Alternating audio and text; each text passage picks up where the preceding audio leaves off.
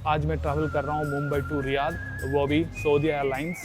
If you have valid US visa, valid Shenzhen visa, फिर UK visa, अगर आपका visa valid है इस सब कंट्री का, तो आप सऊदी जा सकते हो, दुबई जा सकते हो, ओमान जा सकते हैं। 5:10 हुआ है और बोर्डिंग स्टार्ट हो गया है। ये देख सकते हैं बिजनेस क्लास, इसका कॉन्फ़िगरेशन है 2x2 का। फ्लाइट टेक ऑफ हुआ उसके ठीक 50 मिनट्स बाद ये अभी मील सर्व किया जा रहा है। थोड़ा बजट एयरलाइंस है लेकिन सारे फैसिलिटीज़ यहाँ पर प्रोवाइड किया जा रहा है, तो ये बहुत अच्छी बात है। Good morning from Riyadh.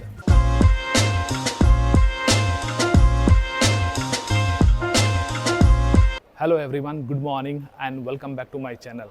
सो आज है 6 फरवरी और अभी मैं हूँ मुंबई का टर्मिनल 2 इंटरनेशनल एयरपोर्ट में। तो आज मैं एक नया जगह जा रहा हूँ। लास्ट टाइम मैं गया था वियतनाम के बाद मैंने और कोई ट्रैवल नहीं किया था, लेकिन अब टाइम आ गया है कि मैं नेक्स्ट एक जगह जा रहा हूँ।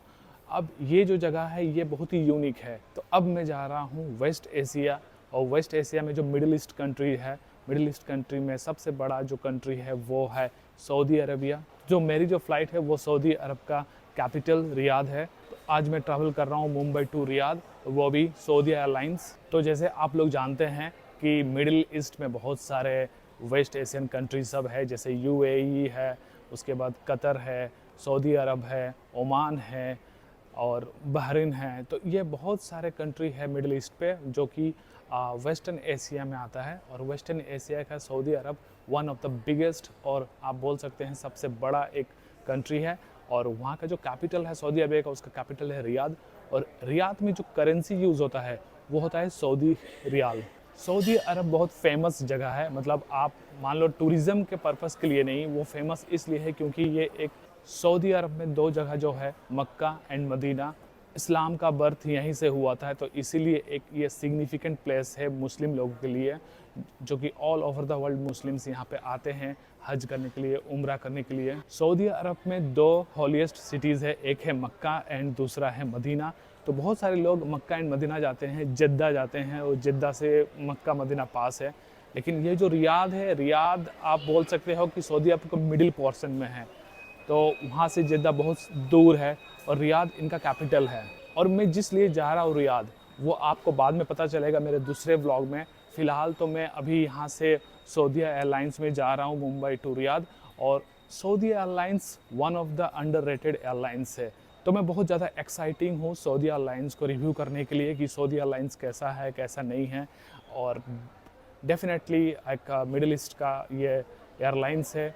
जैसे इंडिया का नेशनल कैरियर पहला एयर इंडिया था, वैसे ही सऊदी एयरलाइंस जो है वो सऊदी अरब का नेशनल कैरियर है, नेशनल एयरलाइंस है।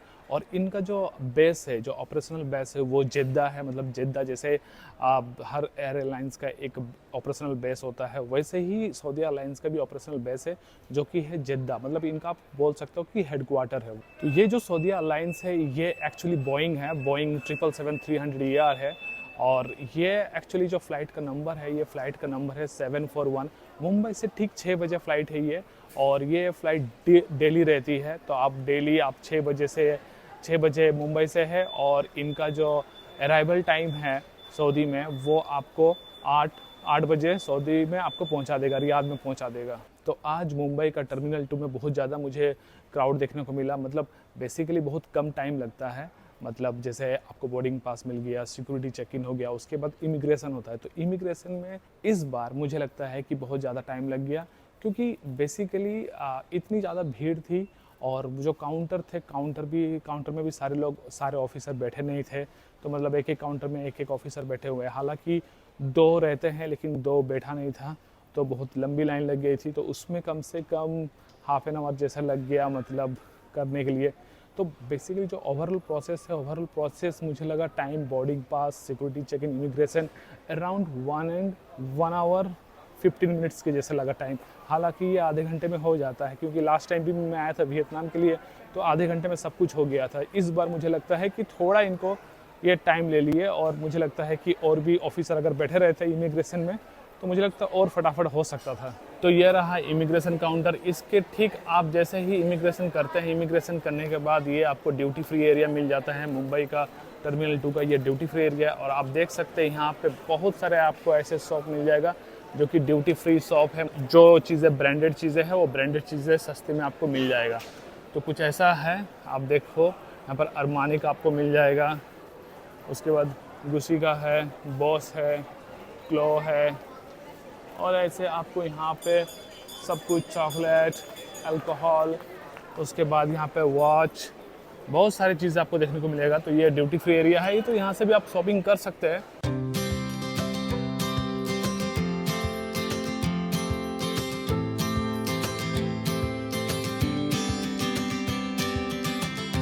मैं मुंबई से अराउंड 10 से भी ज़्यादा इंटरनेशनल फ़्लाइट ले चुका हूँ और हर बार मैं ये T2 आता हूँ, और T2 में ही मैंने आपको बहुत बार ड्यूटी फ्री दिखाया है और सेम ही चीज़ है। मतलब मैं बार बार रिपीट नहीं करना चाहता हूँ, फिर भी मेरे व्लॉग जो जिन्होंने नया सब्सक्राइब किया हो या फिर जिन्होंने पहला बार मेरा वीडियो देख रहे हैं, तो उनको ये नहीं लगना चाहिए कि भाई टर्मिनल 2 कैसा है कैसा नहीं है।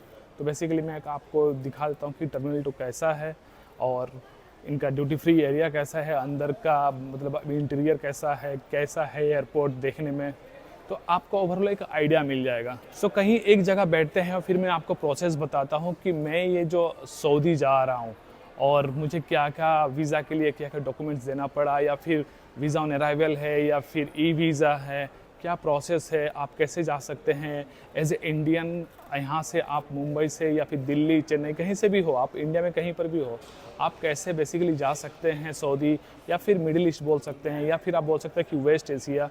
तो ये सारा प्रोसेस मैं आपको बताता हूँ।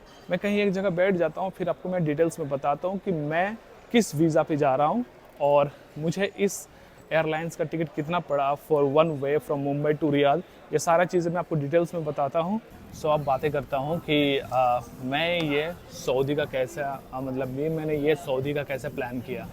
बेसिकली कुछ कंट्रीज़ होते हैं कि वीज़ा ऑन अराइवल देता है, लेकिन उसमें भी कुछ कंडीशंस है। जैसे कि if you have valid US visa, valid Shenzhen visa, फिर यूके वीज़ा, अगर आपका वीज़ा वैलिड है इस सब कंट्री का, तो आप डेफिनेटली आ सकते हो। मतलब आप सऊदी जा सकते हो, दुबई जा सकते हो, ओमान जा सकते हैं, कतर जा सकते हैं। ये सब जो मिडिल ईस्ट कंट्रीज़ है जो कि वेस्ट एशिया में पड़ता है, ये सारे कंट्री आप घूम सकते हैं, लेकिन आपके पास वैलिड वीज़ा होना चाहिए, तब आपको ये वीज़ा ऑन अराइवल मिलेगा। तो जैसे कि मुझे पता चला है कि ये सब वीज़ा ऑन अराइवल कंट्री, तो मैंने एक प्लान बनाया, सोचा कि सऊदी अरब घूम लेता हूँ। सऊदी अरब भी अभी टूरिज़्म थोड़ा बहुत बूस्ट हो रहा है, थोड़ा बहुत अभी वो टूरिज़्म की तरफ जा रहा है, बढ़ रहा है। पहले क्योंकि सऊदी अरबिया कुछ खास टूरिज़्म था नहीं, लेकिन अभी रिसेंट कुछ सालों से अभी ये ग्रो किया है। और रियाद जाने का मेरा और एक पर्पस है, वो आने वाले ब्लॉग में आपको देखने को मिलेगा कि एक एक्साइटिंग चीज़ होने वाली है, और शायद ये मेरे लाइफ का सबसे बड़ा एक इवेंट रहेगा।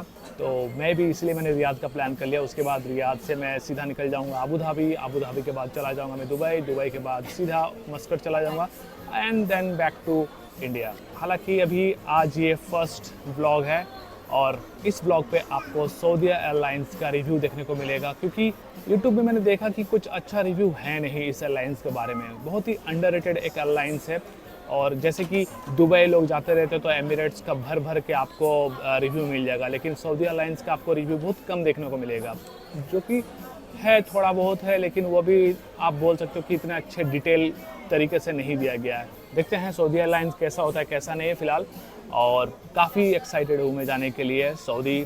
अगर इस्लाम का बर्थ प्लेस आप अगर देखें तो सऊदी से ही स्टार्ट हुआ है, मक्का मदीना से स्टार्ट हुआ है ये, तो बहुत ही एक्साइटिंग चीज़ है। हालांकि मैं मक्का मदीना नहीं जा रहा हूँ, क्योंकि वो भी कभी एक दिन आएगा और डेफिनेटली जाऊँगा, वो भी एक जगह। लेकिन फ़िलहाल अभी रियाद जा रहा हूँ, और अभी मैकडी में हूँ मैं। मैकडी में मैंने ऐसे चिकन बर्गर लिया है और कॉफ़ी लिया है, क्योंकि अभी 6 बजे की फ़्लाइट है, तो अभी काफ़ी टाइम है, अभी 3:30 हो रहा है, काफ़ी टाइम है अभी फ़्लाइट का। तो फ़िलहाल यही है अभी। और हाँ, वीज़ा के बारे में जो मैं बात कर रहा था, वीज़ा के बारे में ये बात कर रहा था कि अगर आपके पास ये सब वीज़ाज़ हैं, आप बिंदास टेंशन फ्री आप टिकट बुक करो और सीधा इनका जो वेबसाइट है, एक बार इनका वेबसाइट पे देख लो कि इनके वेबसाइट में क्या क्या गाइडलाइंस है। जैसे इंडिया के लिए है वीज़ा ऑन अराइवल, जिसके पास ये सब वैलिड वीज़ा है। अगर नहीं है आपके पास तो आप फिर भी जा सकते हो, फिर आपको वीज़ा अप्लाई करना पड़ेगा, यहीं से वीज़ा अप्लाई करना पड़ेगा। तो वो प्रोसेस आप एक बार देखो, यूट्यूब में देखो, फिर इनके वेबसाइट पे जाओ कैसे बुक करते हैं। मेरे केस में तो ये सिंपल था कि बस आप बैग उठाओ टिकट बुक करो और निकल जाओ, क्योंकि मेरे पास यूएस वीज़ा है। तो ये एक मेरे पास एक प्लस पॉइंट है मेरा। तो ज़्यादा कुछ मुझे इमिग्रेशन में पूछा नहीं। इमिग्रेशन में जब मैंने, हाँ, और एक चीज़ मैं आपको बोलना भूल गया, ये चीज़ आप ध्यान में रखना, जब भी आप कोई भी एयरलाइंस का टिकट ले रहे हो, आपका वीज़ा ऑन अराइवल है, तो वीज़ा ऑन अराइवल में आप वेब चेक इन नहीं कर सकते हैं, क्योंकि उस टाइम वेब चेक इन के टाइम वो आपसे वीज़ा का डिटेल्स मांगता है, या फिर वीज़ा आपको बोलेगा अपलोड करने के लिए, या फिर वीज़ा का नंबर वगैरह जो भी होता है वो। तो मैं भी वेब चेक इन का ट्राई किया, तो वेब चेक इन नहीं हो पाया मेरा। तो उसमें आपको घबराना नहीं है, क्योंकि जब आप आते हो एयरपोर्ट, तो एयरपोर्ट पे ही वो आपको वीज़ा देखेगा कि आपके पास वैलिड वीज़ा है कि नहीं, क्योंकि ऐसे भी हो सकता है कि आपको वो वेब चेक इन करवा दे, उसके बाद आपके पास वैलिड वीज़ा है ही नहीं। तो इसीलिए ये लोग क्या करते हैं, वेब चेक इन नहीं करने देते जिसका वीज़ा ऑन अराइवल होता है। बाकी अगर आप वीज़ा बना के जा रहे हैं यहाँ से, तो आप वेब चेक इन कर सकते हैं, तब आप प्रॉपर वीज़ा आप इंडिया से ही लेके जा रहे हो। तो ये सब चीज़ें हैं। तो मैंने वेब चेक इन नहीं किया था। फिर आया यहाँ पे काउंटर में सिंपली पूछा उसने कि वीज़ा कहाँ है, तो मैंने बता दिया कि वीज़ा मेरे पास यूएस वीज़ा है। तो बोला ओके, बस उसने बोर्डिंग पास दे दिया मुझे। और फिर मैंने यहाँ पर रिक्वेस्ट भी किया कि if you have a window seat then please provide me because I am a YouTuber. तो उन्होंने बोला ओके ठीक है, तो उन्होंने विंडो सीट भी मुझे दे दिया। तो ये काफ़ी स्मूथली हो गया काम। तो ये सारी चीज़ें हैं। और बाकी डॉक्यूमेंट्स मैं बोलूँगा कि आप जब भी ये सब कोई भी कंट्री जाओ, नॉट ओनली दिस कंट्रीज़, कोई भी कंट्री जाओ, आपका बोथ साइड का टिकट होना बहुत ज़रूरी है। मतलब यहाँ पे तो मुझे कोई पूछा भी नहीं कि टिकट, मुझे टिकट खाली पूछा भी नहीं कि आपके पास टिकट वापस इंडिया वापस आने का टिकट है कि नहीं, बस उन्होंने जाने का देखा। और सिक्योरिटी चेक इन होने के बाद फिर मैंने इमिग्रेशन के लिए गया। तो इमिग्रेशन के टाइम पे उसने पूछा मुझे, इमिग्रेशन ऑफिसर ने पूछा कि कहाँ जा रहे हो आप। मैंने बोला कि मैं सऊदी जा रहा हूँ। बोला अच्छा, बोला कि आपके पास वीज़ा है। तो मैंने फिर उनको भी बोला मैंने कि मेरे पास तो यूएस वीज़ा है। तो उन्होंने बोला ओके। फिर उन्होंने पूछा कि आपके पास रिटर्न टिकट है क्या। तो मैंने बोला हाँ, मैंने ऑलरेडी बुक कर लिया रिटर्न टिकट। तो फिर उन्होंने और कुछ नहीं पूछा, ना होटल बुकिंग, ना ट्रैवल इंश्योरेंस, नथिंग, कुछ भी नहीं। मतलब आप अगर ट्रैवल इंश्योरेंस नहीं भी करते हो तो मुझे लगता है प्रॉब्लम नहीं होने वाली है। बट फॉर सेफेस्ट साइड मैं आपको यही रिकमेंड करूंगा कि आप ट्रैवल इंश्योरेंस लो। बहुत ही मिनिमम पैसे में ट्रैवल इंश्योरेंस होता है, जो कि 10-12 दिन का अगर आप ट्रैवल इंश्योरेंस लेते हो, मिनिमम भी सबसे लोएस्ट वाला, तो आपको 400 से 500 रुपया का मिल जाएगा, जो कि मैं बोलूँगा बहुत अच्छा डील है। अब क्योंकि ट्रैवल में कुछ भी हो सकता है, तो बेटर है आप थोड़ा ये सब चीज़ों के ध्यान रखें और बिल्कुल ट्रैवल कीजिए बहुत अच्छे से। तो फिलहाल मैं अभी अपनी बर्गर खाता हूँ, और बाकी की जो बात होगी मैं आपको डिटेल्स में और भी बात करेंगे। अभी फ़िलहाल जब सऊदी एयरलाइंस यहाँ पर जब आ जाएगी, उसके बाद जब बोर्डिंग होगा, फिर उसके बाद इन फ्लाइट एंटरटेनमेंट का, इन फ्लाइट मील कैसा होता है, इनका सर्विस कैसा होता है, ये सारी चीज़ें देखूँगा, अच्छे से रिव्यू करूँगा फ़्लाइट को, ताकि आप लोगों को एक हेल्प मिल पाए कि एयरलाइंस कैसा होता है सऊदी एयरलाइंस। और बहुत लोग घबराते हैं सऊदी एयरलाइंस लेंगे या नहीं लेंगे, तो बेटर है तो एक रिव्यू आप लोगों को मिल जाएगा। तो stay tune in my vlog और आप पूरा व्लॉग देखें। वीज़ा ऑन अराइवल का बेसिकली मुझे आइडिया था, तो मैंने आपको वो सारा क्लियर कर दिया। बाकी ई वीज़ा और जो भी फ्रॉम इंडिया से आपको जो वीज़ा लगाना है, तो वो सारी चीज़ें प्रोसेस के लिए आप डेफिनेटली इनका वेबसाइट चेकआउट कीजिए, या फिर आप बहुत सारे ऐसे ट्रैवल एजेंसी होते हैं, वो लोग भी आपको ऐसे वीज़ा बना के देते हैं। तो डेफिनेटली तो अभी मिलके थोड़ी देर के बाद मैं अपना बर्गर खा लूँ और बस कॉफ़ी पी के फिर आप लोगों से मिलता हूँ थोड़ी देर के बाद।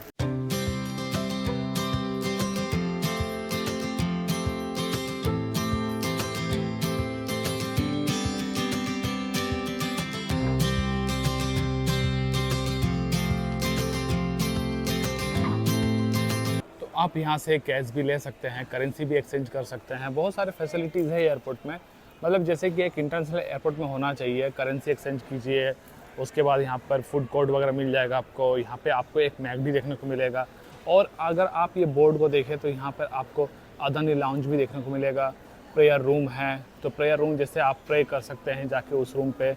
अदानी लाउंज है, लेफ़्ट साइड भी है, राइट साइड भी है। तो अगर आपके पास इंटरनेशनल क्रेडिट कार्ड है और जिसमें लाउंज एक्सेस है तो उसमें आप लाउंज भी जा सकते हैं, अदानी लाउंज एक्सेस कर सकते हैं। मेरे पास जो लाउंज एक्सेस है वो डोमेस्टिक के लिए है, इंटरनेशनल के लिए है नहीं, तो इसलिए मैं नहीं जा सकता हूँ। अगर होता तो मैं डेफिनेटली लाउंज एक्सेस करता, थोड़ा वहाँ पर चिल करता, कुछ खाना भी खा लेता। लेकिन अगर आपके पास कोई ऐसा लाउंज एक्सेस कार्ड नहीं है तो आप यहाँ पर फूड कोर्ट में भी खाना खा सकते हैं। यहाँ पर बहुत सारा आउटलेट है, जैसे कि आप देख सकते हैं सबवे है, पिज़्ज़ा हट है, उसके बाद क्लिंग बार है, green house, squeeze juicy bars, good flippin burgers. यहाँ पे बहुत सारे ऐसे आउटलेट है, स्ट्रीट फूड्स भी आपको देखने को मिल जाएगा। तो काफ़ी अच्छा है, मतलब आप ऐसा नहीं है कि मतलब आपके पास एक्स कार्ड नहीं है तो आप कुछ खा नहीं सकते हैं। ऑप्शंस बहुत सारे हैं यहाँ पे। मेरा जो गेट है वो 75 नंबर गेट है, मतलब घुसते ही जैसे आप इमिग्रेशन का, तो इमिग्रेशन करने के बाद ही आपको राइट साइड जाने को मिलेगा, तो वहाँ पे 75 गेट नंबर है, तो बहुत दूर चलना भी पड़ेगा मुझे लगता है। ये देखो आप बोर्ड पे गेट 65 से 78, एकदम आपको सीधा जाना पड़ेगा, ये सीधा आपको मिल जाएगा। यहाँ पर आपको बर्गर किंग भी देखने को मिलेगा, पिज़्ज़ा स्ट्रीट भी देखने को मिलेगा, तो काफ़ी कुछ चीज़ है। चलते हैं अभी फ़िलहाल, और यहाँ पे आपको अदानी आर्ट म्यूज़ियम, निरंतर ट्रांजिट होटल लाउंज, ये सब देखने को मिलेगा।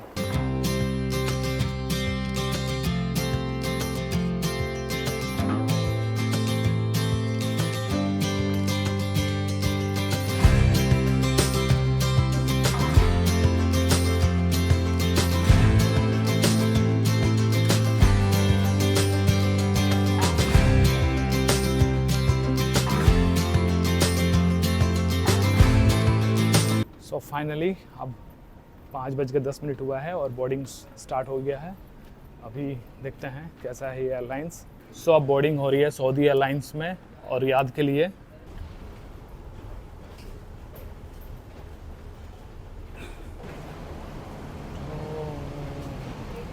ये देख सकते हैं बिजनेस क्लास, इसका कॉन्फ़िगरेशन है 2x2 का।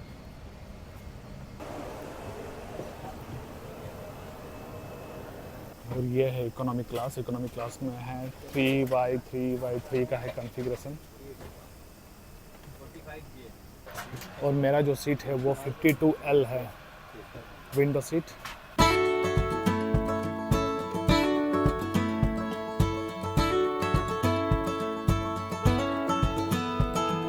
तो जैसे कि आप देख सकते हैं मेरा सीट है 52L का विंडो सीट है। बट एक प्रॉब्लम है कि ये जो विंडो है ये विंग्स के ऊपर ही है, मतलब मुझे कुछ खास व्यू दिखेगा नहीं यहाँ से, पूरा विंग्स कवर कर लेगा एकदम, मतलब आई डोंट नो कैसा विंडो सीट दिया, आई डोंट नो। और ये जो एयरलाइंस है ये 777-300ER है और ये बोइंग कंपनी का है। आप जैसे देख सकते हैं कि ये इन फ्लाइट एंटरटेनमेंट भी है और आपको इन फ्लाइट पे मील भी मिलेगा। ये इनका इन फ्लाइट एंटरटेनमेंट है सऊदी एयरलाइंस का, और काफ़ी ओल्ड लग रहा है ये, मतलब अभी जितने भी लेटेस्ट बोइंग या एयरबस आ रही है उसमें आपका इन फ्लाइट एंटरटेनमेंट का जो स्क्रीन है वो पूरा न्यू आ रहा है, और ये बहुत ही ओल्ड मुझे लग रहा है, जैसे कि दिख रहा है यहाँ पे पूरा। तो यहाँ पे आपको इंग्लिश, फ्रांस और अरबिक में मिल जाएगा, 3 लैंग्वेज में मिल जाएगा। यहाँ पे लिखा हुआ है 3 लैंग्वेजेस है इसमें।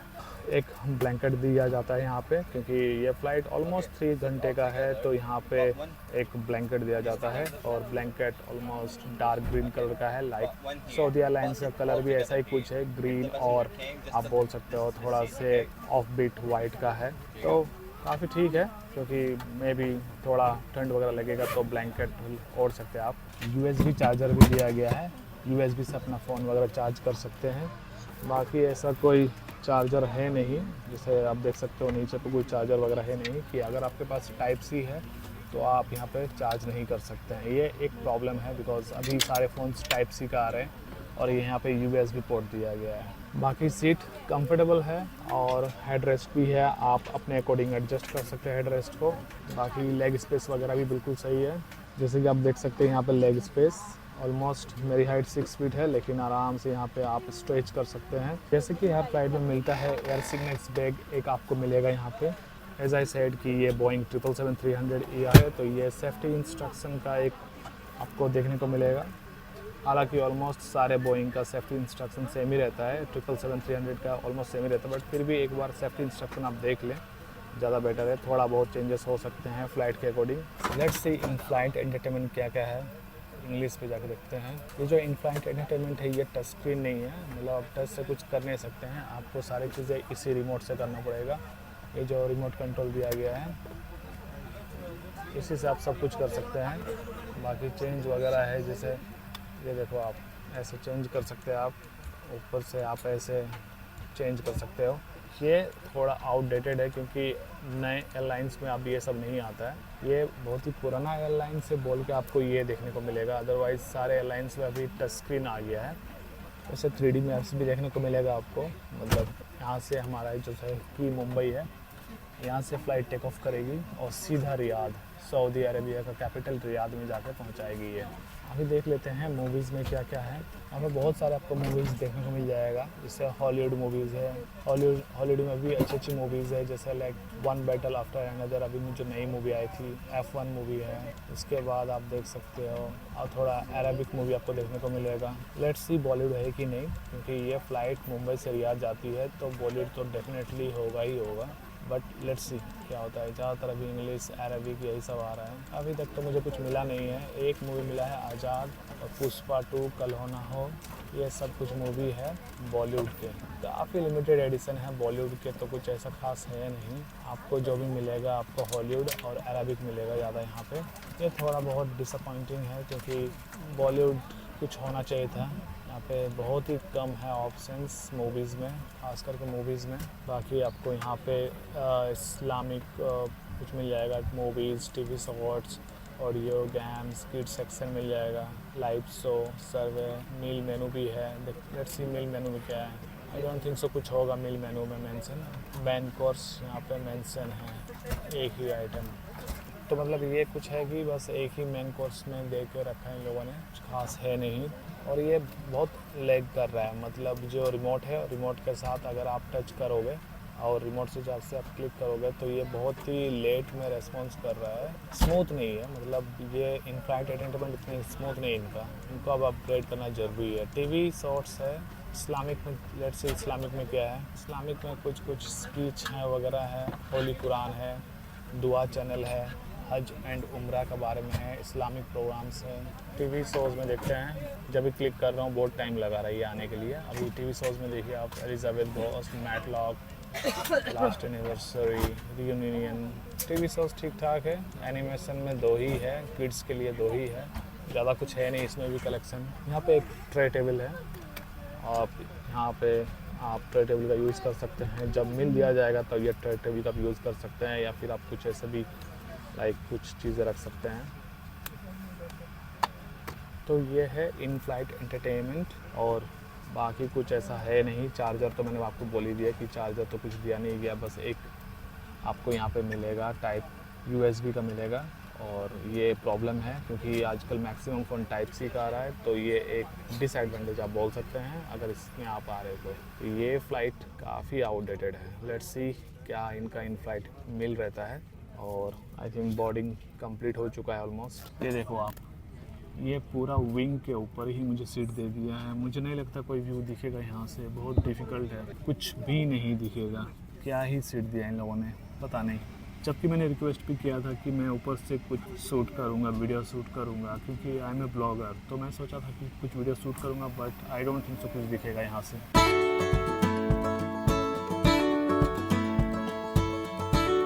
तो ये है कुछ फ़्लाइट के अंदर की चीज़ें, बेसिक सा चीज़ें हैं, बहुत ही मैं आउटस्टैंडिंग नहीं बोलूँगा, हाँ, बट सीट्स कंफर्टेबल है, लेग स्पेस अच्छा है। इन फ्लाइट एंटरटेनमेंट को मैं इतना कुछ स्टैंडर्ड है नहीं, कुछ ही कलेक्शन है, मतलब बहुत लिमिटेड है, उसमें ही काम चलाना पड़ेगा। एक मूवी देखूँगा तो आई थिंक ऑलमोस्ट पहुँच ही जाऊँगा मैं सऊदी अरब। तो लेट्स सी अभी इनका मिल कैसा रहता है। बाकी जो भी बीच में अगर कुछ आएगा या कुछ मिलेगा, क्योंकि अभी इन्होंने ईयरफोन नहीं दिया है, तो मतलब ईयरफोन भी देंगे ही ये लोग अभी। तो फ़िलहाल चलिए ब्लॉग में बने रहिए, और फ़िलहाल जो भी मेल आएगा मैं आपको दिखाऊंगा क्या मेल मिल रहा है, क्योंकि अर्ली मॉर्निंग फ़्लाइट है 6 बजे की, तो ब्रेकफास्ट ही मिलेगा।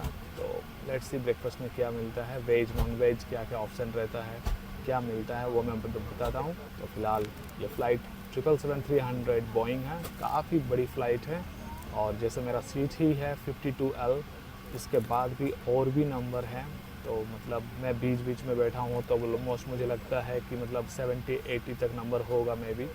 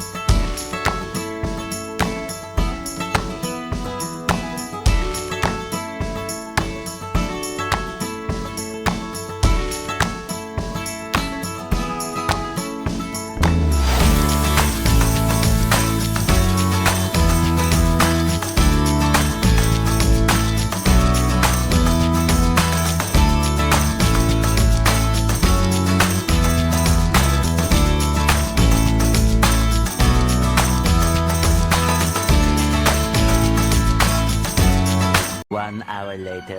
फ़्लाइट टेक ऑफ हुआ उसके ठीक 50 मिनट्स बाद ये अभी मील सर्व किया जा रहा है। आप देख सकते हैं यहाँ पे सऊदी एयरलाइंस में मील सबके लिए है यहाँ पे, और यहाँ पे देखिए सर्व किया जा रहा है। लेट्स सी देखते हैं क्या मिलता है खाने में, ब्रेकफास्ट में क्या मिलता है वेज नॉन वेज में, और मैं फिर आपको मैं बताता हूँ जो भी होगा, मैं आपको सारा मील पूरा प्रॉपरली दिखाऊँगा। तो ये देखो आप इधर भी सर्व कर रहे हैं लोग। तो यहाँ पे प्लास्टिक का कटलेरी दिया गया है, और प्लास्टिक का कटलेरी मतलब खाने में थोड़ा दिक्कत होता है, लेकिन ठीक है, लाइक थोड़ा बजट एयरलाइंस है लेकिन सारे फैसिलिटीज़ यहाँ पर प्रोवाइड किया जा रहा है, तो ये बहुत अच्छी बात है। काफ़ी अंडररेटेड एयरलाइंस है ये, बट आई थिंक एक्सपेक्टेशन से ज़्यादा ही मिल रहा है, क्योंकि यहाँ पे देखिए पराठा दिया गया है, ऑमलेट दिया गया है, और उसके बाद ये आपको फ्रूट सैलड है, ये योगर्ट है, और उसके बाद यहाँ पर जूस दिया गया है, एक ब्रेड दिया गया है, स्वीट ब्रेड टाइप का दिया गया है, बटर दिया गया है, उसके बाद वेट टिश्यू भी दिया गया है एक, और पराठे के नीचे ठीक सब्जी भी है। तो लेट्स सी देखते हैं खा के कैसा रहता है ये मील। अभी खाते हैं, खाना बहुत ही गर्म है, अभी देखते हैं कि कितना फ्रेश है, ये डिपेंड करता है। तो चलिए खा के मिलता हूँ।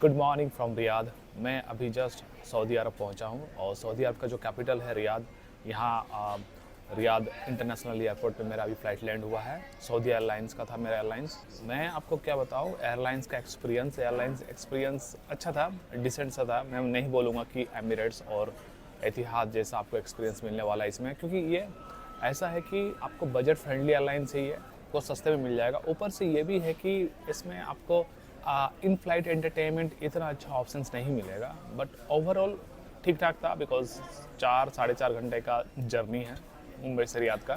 मुंबई से टेक ऑफ किया था 6 बजे, तो अराउंड यहाँ पे पहुँचाया इसने 8 बजे, मतलब इंडियन टाइम में वो अराउंड 10:30 हो गया। तो मतलब मान के चलिए 4.5 घंटे का जर्नी होता है ये। तो फ़्लाइट की बात कर लेते हैं कि इस वाले फ़्लाइट के लिए मुझे कितना पे करना पड़ा और मैंने कहाँ से बुक किया।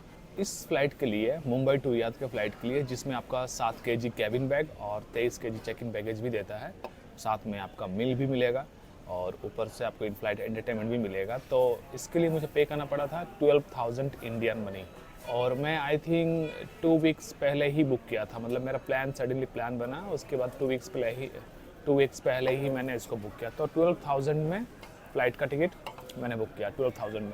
तो सही था, डील सही था। उसके बाद फ़्लाइट अच्छा था, खाना अच्छा था, और खाने में ऑमलेट था, चिकन था, चिकन के साथ कुछ एक वेजिटेबल कुछ था उसमें मिक्स, और काफ़ी शानदार था और अच्छा था खाना।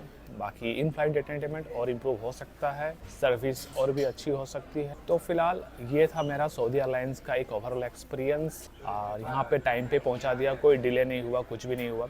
अब बात करते हैं यहाँ पे इमिग्रेशन की। मतलब यहाँ पे जैसे मैंने आपको पहले बताया कि मैंने वीज़ा ऑन अराइवल लिया था। तो वीज़ा ऑन अराइवल, आपके पास अगर यूएस वीज़ा है, शेंजन वीज़ा, यूके वीज़ा है, तो ये सब वीज़ा में अगर आप मतलब वीज़ा ऑन अराइवल ले रहे हो, तो यहाँ पे आप जैसे ही बैगेज क्लेम करने के लिए जाओगे, अब जैसे लैंड करने के बाद डायरेक्ट आपको अराइवल सेक्शन में जाना पड़ता है। अराइवल सेक्शन में उसमें लिखा रहता है बैगेज क्लेम। तो बैगेज क्लेम में लाइन में जब मैं गया तो वहाँ पे इमिग्रेशन का डेस्क रहता है, जैसे इमिग्रेशन चेक होता है हर कंट्री का, वैसे ही था। उस काउंटर में वीज़ा ऑन अराइवल का एक बोर्ड लगा हुआ था कि वीज़ा ऑन अराइवल वाले इस लाइन वाले लाइन पे लग जाए। वीज़ा ऑन अराइवल पे बहुत सारे लोग थे, मतलब आई थिंक सारे लोग वीज़ा ऑन अराइवल में जा रहे थे। तो मुझे लगा कि वीज़ा ऑन अराइवल कैसे हो सकता है, सब लोग वीज़ा ऑन अराइवल कैसे ले सकते हैं। कोई तो ई वीज़ा में आया होगा, क्योंकि सबके पास US visa, Schengen visa, UK visa नहीं होता है। तो कुछ लोग ई वीज़ा लेकर आए हैं, कुछ लोग पहले से ही वीज़ा लेकर आए हैं इंडिया से। तो वो वीज़ा ऑन अराइवल लाइन में क्यों है? बाद में जब मेरा नंबर आया, जब मुझे इमिग्रेशन ऑफिसर ने बुलाया, मैं गया तो एक लेडी बैठी हुई थी। तो मैंने उसको बोला कि वीज़ा ऑन अराइवल है मेरा। तो उन्होंने बोला कि शो मी योर वीज़ा। तो मैंने वीज़ा दिखाया तो बोला कि okay you have US visa, so आप दूसरे काउंटर पे जाओ। मतलब इस काउंटर पे आपका नहीं होगा, इस काउंटर में नॉर्मल लोगों को हो रहा है, जिसका ई वीज़ा है और जो ऑलरेडी वीज़ा लेके आए हैं, सऊदी अरब का वीज़ा लेके आए हैं, उनका हो रहा था। तो फिर मैं दूसरे काउंटर पे गया। दूसरे काउंटर में जो लेडी थी, उनको थोड़ा समझने में पहले दिक्कत हो गया। उन्होंने बोला कि अच्छा आपके पास यूएस वीज़ा है, तो यूएस वीज़ा में आपका स्टैंप होना चाहिए, लाइक यूएस में आपने एंट्री किया, एग्ज़िट किया, उसका स्टैंप होना चाहिए। बट मेरे पासपोर्ट में इंडिया से एग्ज़िट का और एंट्री का स्टैंप है, बट यूएस का नहीं है। अब मुझे ये पता नहीं क्योंकि यूएस में स्टैंप क्यों नहीं लगाया। बट मैं ऑलरेडी यूएस से जा चुका हूँ, 2023 में मैं गया था, अक्टूबर नवंबर के मंथ के राउंड में गया था। अटलांटा, न्यूयॉर्क, शिकागो, ये सब मैंने एक्सप्लोर किया था। बट इंडिया में एंट्री और एग्ज़िट है उस डेट पे, बट यूएस का वीज़ा में उसमें एंट्री एग्ज़िट नहीं किया है यूएस वाले ने। मुझे लगता है कि बहुत पॉसिबिलिटी है कि उन्होंने डिजिटली एंट्री और एग्ज़िट किया है, क्योंकि अब जिस तरह से डिजिटल वर्ल्ड हो रहा है, तो आई थिंक, तो मुझे लगता है कि वो लोग शायद वो डिजिटली आपका एंट्री एग्ज़िट किए हैं। फिर उन्होंने क्या किया, उन्होंने एक अपने मोबाइल में एप्लीकेशन ओपन किया, और एप्लीकेशन में यूएस वीज़ा का ही कोई वेबसाइट था। उसमें मेरा नाम, मेरा डेट ऑफ बर्थ, मेरा जो पासपोर्ट नंबर है वो, और मेरा पासपोर्ट कहाँ से इशू हुआ है, ये मैंने फिलअप कर दिया। फिलअप करने के बाद ऑटोमेटिक उनको, मतलब मेरे जितने भी रिकॉर्ड है, हिस्ट्री है, मतलब मैं यूएस कब गया था कब नहीं, उनके पास ओपन हो गया। फिर वो लेडी बोली अच्छा ठीक है, आप अभी पेमेंट कर दीजिए। तो यहाँ पे जो सऊदी अरब का जो वीज़ा है, ये ऑलमोस्ट बहुत महंगा है। मतलब मुझे लगता है कि इतना तो मुझे शेंजन वीज़ा में नहीं लगा था। मतलब शेंजन वीज़ा भी एक टाइम पे क्या है कि आप एक और शेंजन वीज़ा ले लो तो कम से कम मल्टीपल कंट्री आप घूम सकते हो, लेकिन सऊदी अरब में आप ऐसे नहीं कर सकते। अगर आप सऊदी अरब जा रहे हैं तो उसके लिए अलग वीज़ा, यूएई जा रहे हैं तो उसके लिए अलग वीज़ा, ओमान जा रहे हैं तो उसके लिए अलग वीज़ा। मतलब बार बार वीज़ा के लिए आपको पेमेंट करना पड़ेगा।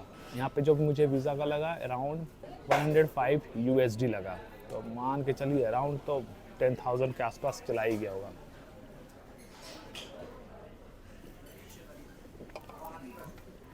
तो ये रहा ओवरऑल एक्सपीरियंस। अगर आप लोग यूएस वीज़ा में आ रहे हैं, शेंजन वीज़ा में आ रहे हैं, तो घबराने की बिल्कुल बात नहीं। ये मेरा फर्स्ट टाइम एक्सपीरियंस था कि मैं वीज़ा ऑन अराइवल पे किसी कंट्री पे जा रहा हूँ, वो भी किसी और का कंट्री वीज़ा को दिखा के, मतलब यूएस वीज़ा को मैं दिखा के यूज़ करके मैं एज ए इंडियन मैं सऊदी अरब एंट्री कर रहा हूँ। तो ये मेरा फर्स्ट टाइम एक्सपीरियंस था। थोड़ा डर लग रहा था कि ऐसा ना बोल दे कि नहीं अब तो ये वैलिड नहीं है, बट हाँ मैंने प्रूफ लेके रखा था बिकॉज इनके जो ऑफिशियल वेबसाइट है, ऑफिशियल वेबसाइट में क्लियरली मेंशन्ड है। तो आप ये सब चीज़ें थोड़ा पहले से भी लेके चलना, मतलब कभी कोई ऑफिसर ऐसा ना बोल दे कि नहीं ये तो वैलिड नहीं है, ये वो नहीं है, ऐसा करके आपको मैं भी थोड़ा परेशान कर सकता है। बट उससे बचने के लिए आप थोड़ा बैकअप लेके चलो, आप अपना जितने भी फैक्ट्स है वो लेके चलो, जितने भी डेटा है वो लेके चलो, तो अब फिर आपको प्रॉब्लम नहीं होगा। तो ओवरऑल हो गया स्मूथली, इमिग्रेशन कर लिया। और फर्स्ट एक्सपीरियंस ऐसा है कि डिफरेंट कंट्री है, लैंग्वेज थोड़ा बैरियर है, इंग्लिश सब जानते हैं, ऑलमोस्ट सब जानते हैं English, but they speak Arabic here. तो यहाँ पर सऊदी अरेबियन लोग हैं तो अरेबिक ही बोलेंगे, तो अच्छा है नो डाउट। और फूड वगैरह तो कोई प्रॉब्लम होने वाली है नहीं। तो फिलहाल मैं इस ब्लॉग को यहीं ख़त्म करता हूँ। आई होप आपको मेरा ये सऊदी एयरलाइंस का रिव्यू अच्छा लगा होगा, मुंबई टू रियाद का जर्नी का। और अगर आप फ्यूचर में कोई भी प्लान बना रहे हैं तो आप कुछ चीज़ें याद हमेशा रखना कि अगर आप यूएस विजिट किए हैं तो आप एक बार पासपोर्ट में चेक कर लेना स्टैंप लगा है कि नहीं। अगर स्टैंप लगा नहीं है तो फिर भी डरने की बात नहीं है, वो उनके पास रिकॉर्ड होता है। आपको खाली बस एक काउंटर पे जाके आपको पासपोर्ट नंबर, आपका पासपोर्ट इशू का जगह बताना पड़ेगा, कहाँ से आपका इशू है, इंडिया है कहीं और से है, ये सब करना पड़ता है। और उसके बाद आपको बस सिंपल सा वो लोग बता देंगे कि आप एंट्री कर सकते हो। तो फिलहाल और जो भी है सऊदी एयरलाइंस वाले अगर देख रहे हैं तो मैं बस इतना ही कहना चाहता हूँ कि lots of things need to improve. Actually मैं ज़्यादा डिटेल्स में नहीं बोलूँगा क्योंकि एक तो थोड़ी बजट एयरलाइंस भी है, मतलब अगर आप कंपेयर करो, आप एमिरेट्स ले लो चाहे एतिहाद ले लो, दे आर एक्सपेंसिव एक्चुअली। तो उस तरह का सर्विस भी वो देते हैं, नो डाउट एक्सपेंसिव है नो डाउट, बट सर्विस भी देते हैं। बट सऊदी एयरलाइंस ग्रो कर रहा है और सऊदी एयरलाइंस एक नेशनल कैरियर है इनका। हमारे पास भी एक था नेशनल कैरियर, बट सब ख़राब कर दिया, सरकार ने ख़राब कर दिया। अभी तो फ़िलहाल टाटा ग्रुप ने टेक ओवर कर लिया है, तो अलग बात है, वो तो फिर से प्राइवेट ही हो गई। तो अच्छी बात है, ग्रो कर रही है और सऊदी अरेबिया टूरिज़्म को बूस्ट कर रहा है। आप जानते ही होंगे कि सऊदी अरब में भी सऊदी प्रो लीग होता है, फुटबॉल का प्रो लीग होता है जिसमें बड़े बड़े फुटबॉलर्स खेलते हैं। तो काफ़ी अगर आप देखो लास्ट 10 साल में बहुत ज़्यादा इम्प्रूवमेंट हुआ है, मतलब धीरे धीरे इम्प्रूवमेंट हुआ और अभी तो और भी रैपिड वैसे होने वाला है। तो फिलहाल ठीक है, देखते हैं कैसा रहता है सिटी। फ़िलहाल मैं अभी एयरपोर्ट में ही हूँ, मतलब थोड़ा बहुत कुछ कॉफ़ी वगैरह मैंने पी लिया। अभी यहाँ से निकलता हूँ हॉस्टल की तरफ, जहाँ मेरा हॉस्टल है सिटी सेंटर में और काफ़ी दूर है, एयरपोर्ट से काफ़ी दूर है सिटी सेंटर इनका। मतलब आप मान के चलो पूरा डेजर्ट एरिया में ही एयरपोर्ट बना हुआ है और सिटी सेंटर यहाँ से अराउंड 30 किलोमीटर्स होगा, 30 to 35 किलोमीटर्स, काफ़ी दूर है। Let's see. तो इस ब्लॉग को मैं यही ख़त्म करता हूँ। अगर आप लोगों को मेरा ब्लॉग अच्छा लगा या फिर मेरे प्रीवियस जितने भी ट्रैवल वीडियोज़ हैं अगर उनको भी आपको अच्छा लगा होगा तो प्लीज़ सब्सक्राइब कीजिए मेरे चैनल को, वीडियोज़ को लाइक कीजिए, शेयर कीजिए अपने दोस्तों और फैमिली के साथ कीजिए, ताकि अगर वो कभी सऊदी अरब या फिर फ्यूचर में अबू धाबी, दुबई या फिर ओमान वगैरह विज़िट करना चाहते हैं तो मेरे कुछ ब्लॉग से उनको बहुत सारी इन्फॉर्मेशन मिल सकता है। तो मिलते हैं नेक्स्ट ब्लॉग पे, और नेक्स्ट ब्लॉग पे कुछ चीज़ें और एक्सप्लोर करूँगा तब आपको दिखाऊँगा। तो बाय बाय, मिलते हैं नेक्स्ट ब्लॉग पे।